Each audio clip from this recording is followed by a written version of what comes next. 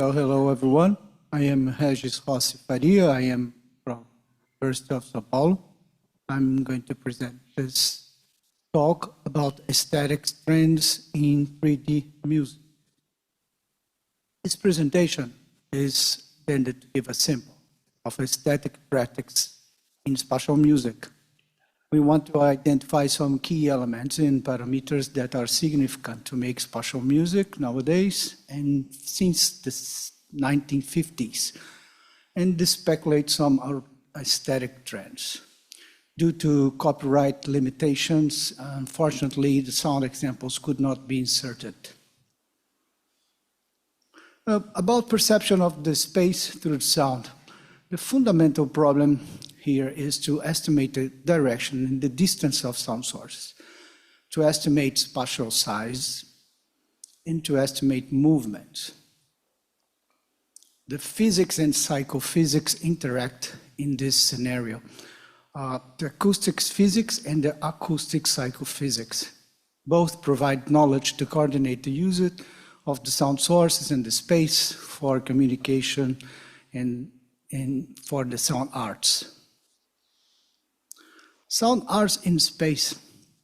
A space can be approached in a compositional dimension where we are interested in effect, in expression, orchestration, and content in different places of the auditory environment. Can be approached also as a perceptual dimension, providing or hindering intelligibility, for example, or as a physical dimension, grouping or separating information for envelopment, for involvement, or for distancing. A social dimension is also possible to approach, where we are interested in interactivity in the sense of belonging and sharing, and also a conceptual dimension where we approach forms, sensations, and morphologies. What the spaces can explore, where we have the physical space, conceptual space, and the living space. All of them explore location, explore movement, or explore morphology. Everything is possible inside this context of spatial music. About the components natures, we got components of a real nature and components of a conceptual nature that are possible. Real nature include instruments, real sounds, voices, sounds and sound objects. And from a conceptual abstraction nature is applied, where we are talking about forms, sensations, phenomena, sound icons, etc. All of these are in the auditory space position, grouped, separated, animated to get movements, displaced, concentrated in some spots, or scattered. These include the narratives, all of these components during the time in this auditory space. About the targeting real or virtual world, both can be targeted in spatial music. The real world, we occupy the real space by placing physical elements, instruments, and conceptual elements in it. And we work with the virtual world. We can create an auditory or an artificial space combining sounds that carry the necessary information we need, or our auditory system needs to create the perception of an intended space. Let's talk about a little bit about the music origin, spatial music origin and examples. We think that everything started from the Cori Spezzacci from 1550. The aesthetics of a choral antiphony applies, where the spatial differentiation and contrast is intended. What we are doing here, or what Cori Spezzacci is about spatially separated chorus, alternately singing contrasting sung short phrases or melodies. It emphasizes the sonorities and separation of sounds, and also the rhetoric the narratives and the drum of the text. So the spatialized music since the 50s included the ensemble dispersion, the movement of sounds, and the performance, the audience, the juxtaposition and interaction of sound sources, and the symbolic function of the designs and of the movements. Some classic examples of spatial music from the 50s to the 70s include the Hectatorth from Xenakis, where the audience is mixed in the middle of the instrument. In Stockhausen also made the Gruppen. It's a piece where we get 3 orchestras playing at the same time, separated spatially with the audience in the center. Examples from the 50s to the 70s also include Henry Brandt, the Voyage 4, with all this instrumentation and separated and distributed in the space. In the quadraphonic montage by Pink Floyd, of course, and from the 70s, where we also see the employment of speakers in the quadraphonic systems together with the instruments and surrounding the audience.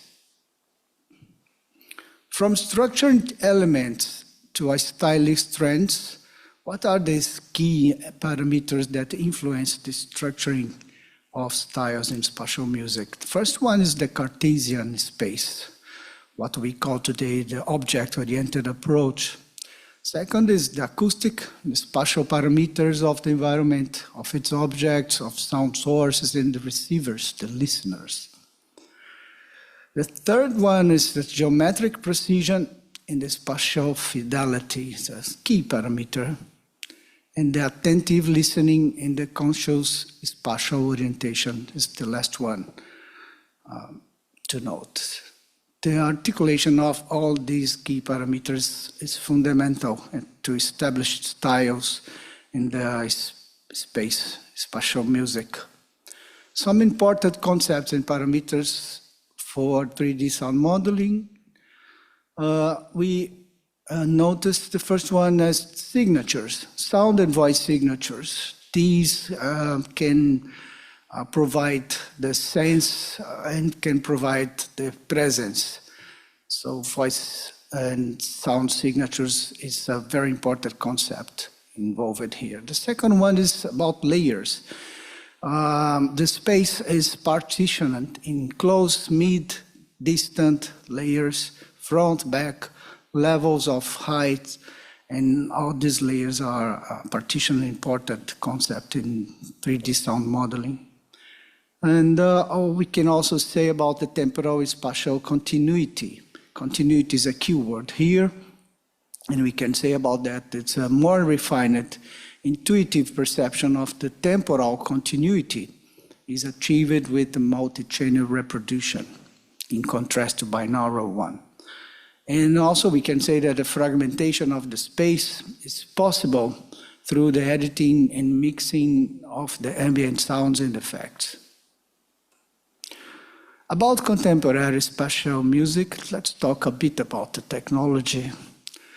We got some interactive music scene interfaces being developed since the 2008. To have an example here, an example of an interface from the Organic Sound, one of the systems we have been developing since 2005.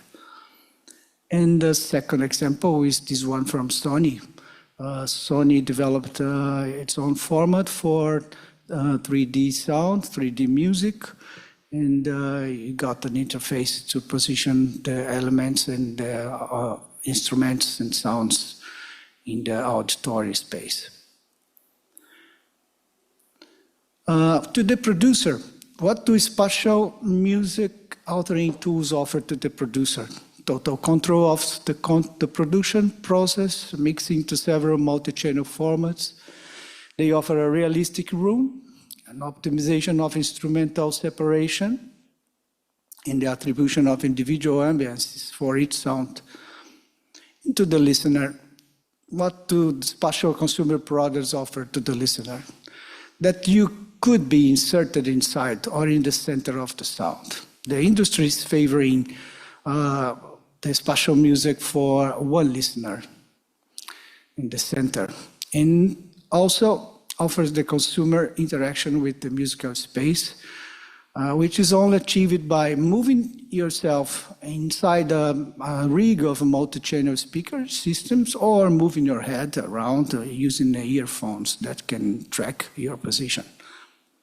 Some recent examples of spatial music that I briefly talk about. One is about jazz.